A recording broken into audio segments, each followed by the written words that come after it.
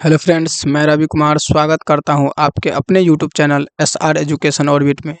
तो कैसे हैं आप लोग? आई होप कि आप लोग अच्छे होंगे और बहुत ही बेहतरीन तरीके से अपने एग्ज़ाम की तैयारी कर रहे होंगे। तो जैसा कि मैंने आप लोगों से एक वादा किया था कि आप लोगों के लिए एक बहुत ही शानदार सीरीज 50 ऑब्जेक्टिव क्वेश्चन लेकर के आएंगे, जिसमें मात्र 10 मिनट में आपको पूरे 50 क्वेश्चन हल करके दिखाएंगे और बहुत ही बेहतरीन तरीके से आपको बताएंगे। तो इस सीरीज का नाम हमने रखा है द 50 एक्सप्रेस, जो मात्र आपको 10 मिनट में 50 क्वेश्चन बना करके देने वाले हैं।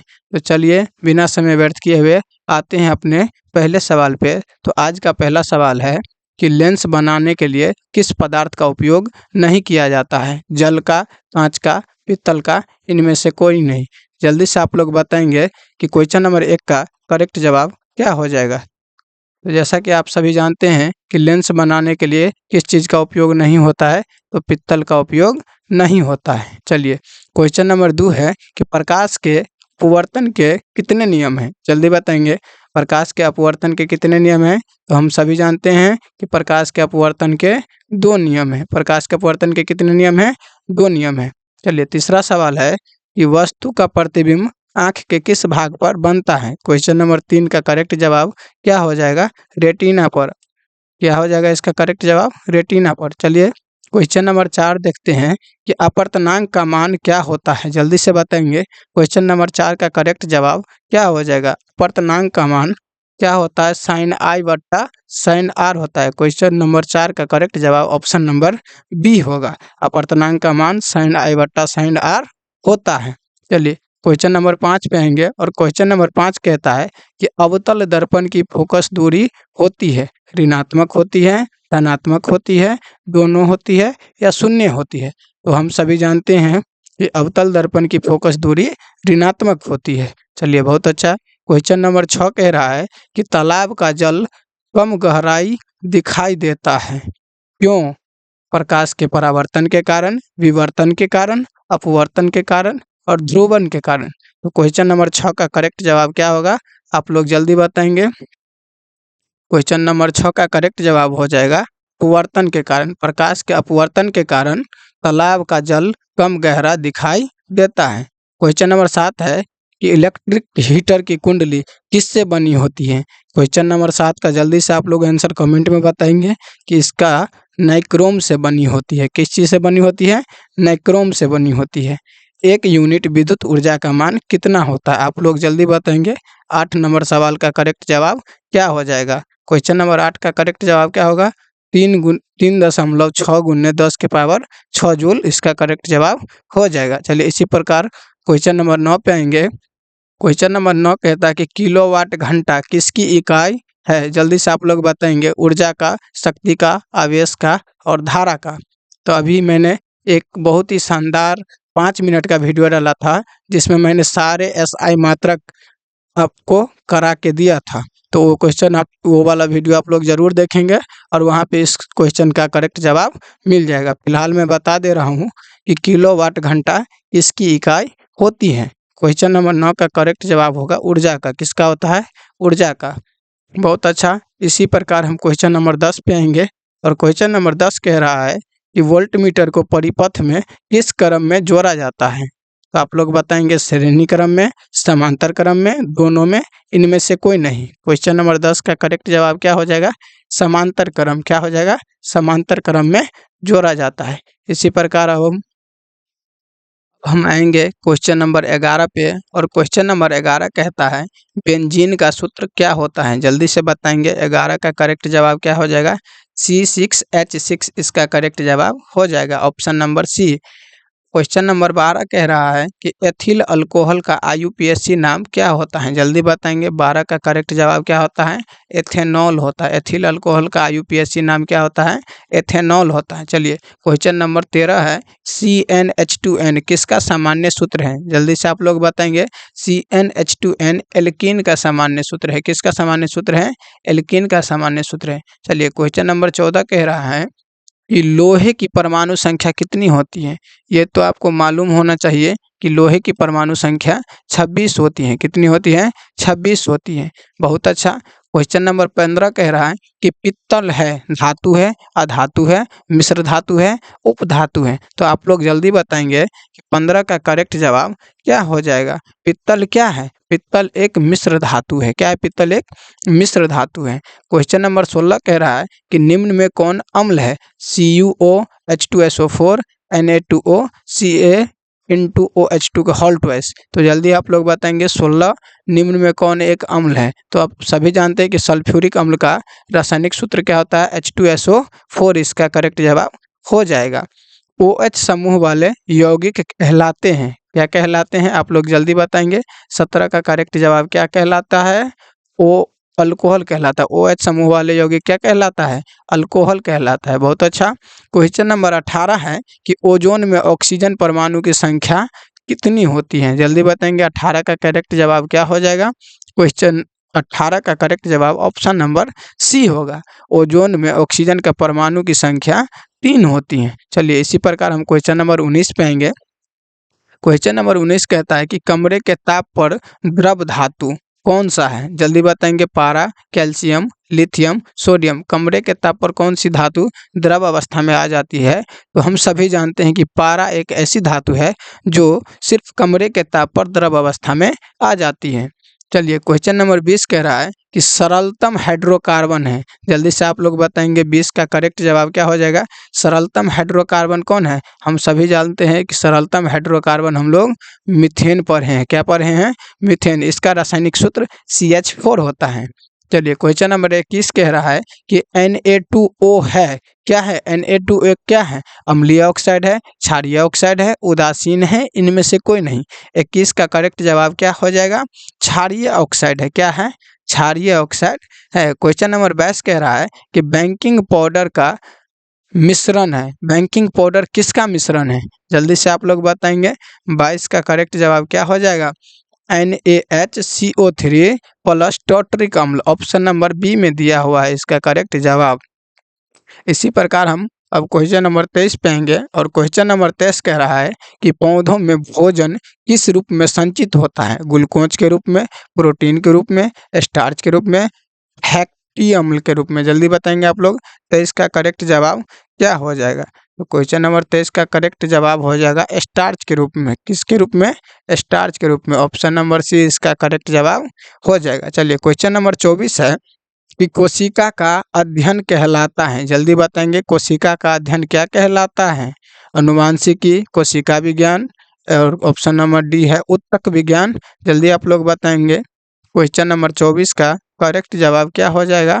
कोशिका विज्ञान कहलाता है। क्या कहलाता है? कोशिका विज्ञान कहलाता है। क्वेश्चन नंबर 25 है हृदय घिरा रहता है। किससे घिरा रहता है? आप लोग जल्दी बताएंगे। जाइलम से, फ्लोएम से, प्लाज्मा से, पेरिकार्डियम से। तो जल्दी बताएंगे। 25 का करेक्ट जवाब क्या हो जाएगा? पेरिकार्डियम से। हम सभी जानते हैं कि ये जो जाइलम और फ्लोएम है ये तो पेड़ के भाग होते हैं। जाइलम का काम होता है जल को पहुंचाना और फ्लोएम का काम होता है भोजन वितरण करना। हम सभी जानते हैं। चलिए इसी प्रकार हम क्वेश्चन नंबर 26 पे आएंगे और क्वेश्चन नंबर 26 कह रहा है कि श्वेत रक्त कोशिका की आयु क्या होती है? जल्दी बताएंगे। कोई ये देखिए बहुत ही VVI क्वेश्चन है, इसको आप लोग जरूर याद रखेंगे। श्वेत रक्त कोशिका की आयु क्या होती है? तो आप लोग बताएंगे इसका करेक्ट जवाब क्या हो जाएगा। क्वेश्चन नंबर 26 का करेक्ट जवाब क्या हो जाएगा? 12 से 20 दिन। क्या होती है? 12 से 20 दिन इसकी आयु होती है। क्वेश्चन नंबर 27 है पीत रस स्रावित होता है यकृत में, मुख में, अमाशय में, छोटी आंत में। जल्दी बताएंगे। 27 का करेक्ट जवाब क्या हो जाएगा? यकृत में। बहुत अच्छा। क्वेश्चन नंबर 28 है कि हीमोग्लोबिन की कमी से कौन सा रोग होता है? मधुमेह, पीलिया, एनीमिया और डायरिया। जल्दी बताएंगे। ये भी इम्पोर्टेंट क्वेश्चन है और इस बार पूछे जाने की पूरी संभावना है। तो आप लोग उम्मीद है कि इसको अच्छे से पढ़ के जाएंगे और याद करके जाएंगे। बताएंगे क्वेश्चन 28 का करेक्ट जवाब क्या हो जाएगा। तो हीमोग्लोबिन की कमी से एनीमिया रोग होती है। कौन सी रोग होती है? एनीमिया रोग होती है। क्वेश्चन नंबर 29 पे आएंगे हम लोग। मुख में पाचन होता है। किसका होता है? जल्दी बताएंगे। प्रोटीन का, कार्बोहाइड्रेट का, वसा का, न्यूक्लिक अम्ल का। जल्दी बताएंगे। क्वेश्चन नंबर 29 का करेक्ट जवाब क्या हो जाएगा? कार्बोहाइड्रेट। क्या हो जाएगा? कार्बोहाइड्रेट हो जाएगा। चलिए क्वेश्चन नंबर 30 है, ऑक्सीजन का वाहक है WBC, लसिका, RBC कोई नहीं। 30 का करेक्ट जवाब क्या हो जाएगा? RBC। ये क्वेश्चन पिछले वाले सीरीज में भी आया था, तो ये क्वेश्चन भी हमको बहुत ही इम्पोर्टेंट लग रहा है और इस बार पूछे जाने की पूरी संभावना है। चलिए क्वेश्चन नंबर 31 कह रहा है कि रक्त शर्करा नियंत्रित करता है। जल्दी बताएंगे। 31 का करेक्ट जवाब क्या हो जाएगा? तो रक्त शर्करा किसको नियंत्रित करता है? इंसुलिन को। किसको नियंत्रित करता है? इंसुलिन को। बहुत अच्छा। इसी प्रकार हम आएंगे क्वेश्चन नंबर 32 पे, और क्वेश्चन नंबर 32 कह रहा है कि मानव शरीर की सबसे लंबी कोशिका कौन सी है? जल्दी आप लोग बताएंगे। 32 का करेक्ट जवाब क्या हो जाएगा? मानव शरीर में सबसे बड़ी कोशिका तंत्रिका कोशिका होती है। कौन सी कोशिका होती है? तंत्रिका कोशिका होती है। प्रकाश के परावर्तन के कितने नियम है? आप लोग बताएंगे। ये क्वेश्चन तो हलवा क्वेश्चन है। ऑप्शन नंबर बी इसका करेक्ट जवाब होगा। प्रकाश के परावर्तन के 2 नियम होते हैं। अवतल लेंस का आवर्धन होता है। जल्दी आप लोग बताएंगे इसका करेक्ट जवाब क्या हो जाएगा? क्वेश्चन नंबर 34 का अवतल लेंस का आवर्धन U/V होता है। क्या होता है? U/V होता है। बहुत अच्छा। क्वेश्चन नंबर 35 है कि टिंडल प्रभाव दर्शाता है। टिंडल प्रभाव क्या दर्शाता है? परावर्तन को, विवर्तन को, अपवर्तन को, प्रकीर्णन को। इसी प्रकार क्वेश्चन नंबर 35 का करेक्ट जवाब क्या होगा? आप लोग कमेंट में बताएंगे। क्वेश्चन नंबर 35 का करेक्ट जवाब प्रकीर्णन हो जाएगा। क्या हो जाएगा? प्रकीर्णन हो जाएगा। देखिए ये बहुत ही मज़ेदार सेशन है। हमें उम्मीद है कि आपको यह क्वेश्चन करते हुए बहुत ही मज़ा आ रहा होगा और इसी प्रकार सेम टाइप के क्वेश्चन आपके परीक्षा में पूछे जाने की पूरी संभावना है, क्योंकि हमने जो ये क्वेश्चन लिया है बहुत ही सोच समझ करके और बहुत ही रिसर्च करने के बाद लिया है। ठीक है, तो उम्मीद है कि आप अपने दोस्तों को भी शेयर करेंगे ताकि ये क्वेश्चन और ये सीरीज द 50 एक्सप्रेस देख करके वो भी अपने बोर्ड परीक्षा में अधिक से अधिक अंक स्कोर कर सकेंगे। क्वेश्चन नंबर 36 कह रहा है कि उत्तल लेंस होता है। उत्तल लेंस क्या होता है? जल्दी बताएंगे। अपसारी लेंस होता है, अभिसारी होता है, दोनों होता है, इनमें से कोई नहीं। तो हम सभी जानते हैं कि क्वेश्चन नंबर 36 का करेक्ट जवाब क्या हो जाएगा? अभिसारी होता है। क्या होता है? अभिसारी होता है। क्वेश्चन नंबर 37 है कि उत्तल दर्पण में प्रतिबिंब होता है। उत्तल दर्पण है, उत्तल दर्पण में कैसा प्रतिबिंब बनता है? केवल आभासी प्रतिबिंब बनता है। कैसा प्रतिबिंब बनता है? केवल आभासी प्रतिबिंब उत्तल दर्पण में बनता है। क्वेश्चन नंबर 38 है, डायनेमो बदलता है किस ऊर्जा को किस ऊर्जा में बदलता है? ये पूछा गया है। आप लोग जल्दी बताएंगे कि विद्युत ऊर्जा को यांत्रिक ऊर्जा में बदलता है, यांत्रिक ऊर्जा को विद्युत ऊर्जा में बदलता है, रासायनिक ऊर्जा को विद्युत ऊर्जा में बदलता है और विद्युत ऊर्जा को रासायनिक ऊर्जा में बदलता है। तो हम सभी जानते हैं कि डायनेमो को हम पहले स्टार्ट करके अपना यांत्रिक ऊर्जा खर्च करते हैं, तब डायनेमो हमें विद्युत बना करके देता है। तो इस प्रकार डायनेमो यांत्रिक ऊर्जा को विद्युत ऊर्जा में बदल रहा है। उम्मीद है कि आप समझ गए होंगे। इसी प्रकार आप लोग कमेंट में बताएंगे कि विद्युत मोटर किस ऊर्जा को किस ऊर्जा में बदलता है। आप लोग दिमाग लगाएंगे और इसका करेक्ट जवाब कमेंट में फेंक के मारेंगे। क्वेश्चन नंबर 39 है कि इलेक्ट्रॉन का आवेश होता है। जल्दी बताएंगे। 39 का करेक्ट जवाब क्या हो जाएगा? 39 का करेक्ट जवाब क्या होगा? इलेक्ट्रॉन का आवेश -1.6 × 10 के पावर -19 कूलम्ब होता है। इलेक्ट्रॉन का आवेश क्या होता है? कूलम्ब होता है। तो इसी क्वेश्चन से एक और क्वेश्चन बनता है और आप लोग कमेंट में बताएंगे कि आवेश का ऐसा मात्रक क्या होता है। आप लोग जरूर बताना आवेश का ऐसा मात्रक क्या होता है। क्वेश्चन नंबर 40 कह रहा है कि कार्य करने की क्षमता को क्या कहते हैं? ये तो बच्चे को भी पता होना चाहिए कि कार्य करने की क्षमता को क्या कहते हैं। तो कार्य करने की क्षमता को क्या कहते हैं? शक्ति कहते हैं। क्या कहते हैं? शक्ति कहते हैं। बहुत अच्छा। क्वेश्चन नंबर 41 है। क्वेश्चन नंबर 41 कह रहा है कि विस्थापन अभिक्रिया उदाहरण है। विस्थापन अभिक्रिया का उदाहरण इनमें कौन सा है? आप लोग जल्दी बताएंगे। तो हम यहाँ पे देख रहे हैं कि Fe+CuSO4, तो ये अभिक्रिया करके FeSO4+Cu बना रहा है। देखिए यहाँ पे CuSO4 एक साथ था और यहाँ पे Fe के साथ Cu क्या मिल गया? SO4 मिल गया और Cu को अलग कर दिया, मतलब विस्थापित कर दिया। तो इस प्रकार 41 का करेक्ट जवाब क्या हो जाएगा? Option number B. चलिए क्वेश्चन नंबर 42 पे आएंगे और क्वेश्चन नंबर 42 क्या कह रहा है कि सिल्वर क्लोराइड का रंग होता है काला होता है, पीला होता है, हरा होता है, श्वेत होता है। क्वेश्चन नंबर 42 का आप लोग जल्दी से कमेंट में आंसर बताएंगे। क्या होता है सिल्वर क्लोराइड का रंग? श्वेत होता है। क्या होता है? श्वेत होता है। बहुत अच्छा। क्वेश्चन नंबर 43 है NaCl है, क्षार है, लवण है, अम्ल है और बेस है। जल्दी आप लोग बताएंगे। 43 क्वेश्चन का करेक्ट जवाब क्या हो जाएगा?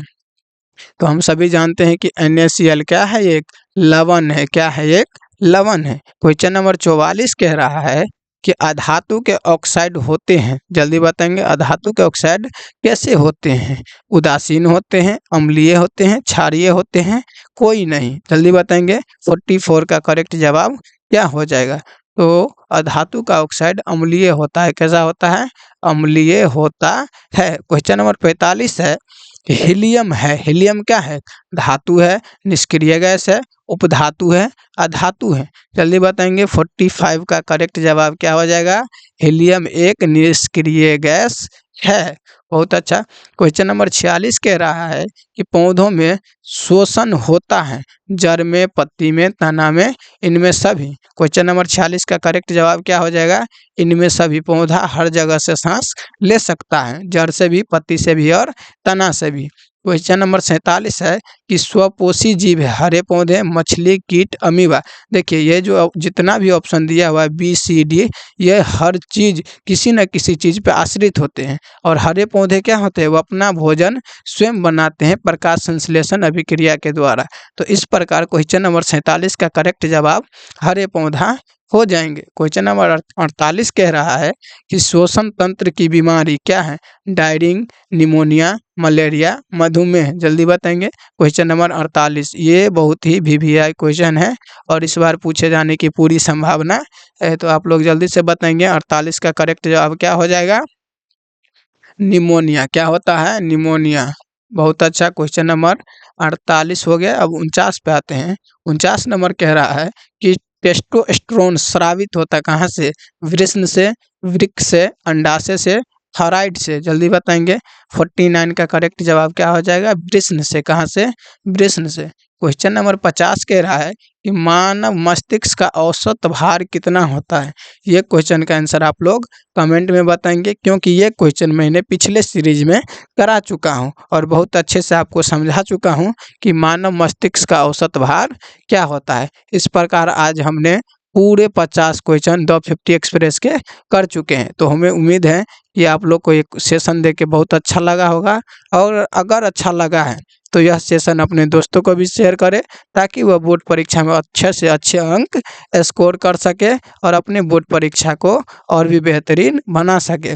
अगर आप लोग बताएंगे कमेंट में इससे भी अच्छा सेशन चाहिए जो बहुत ही VVI हो, तो आप लोग जल्दी से कमेंट करेंगे और हम इससे भी बेहतर क्वेश्चन लेकर आने की कोशिश करेंगे।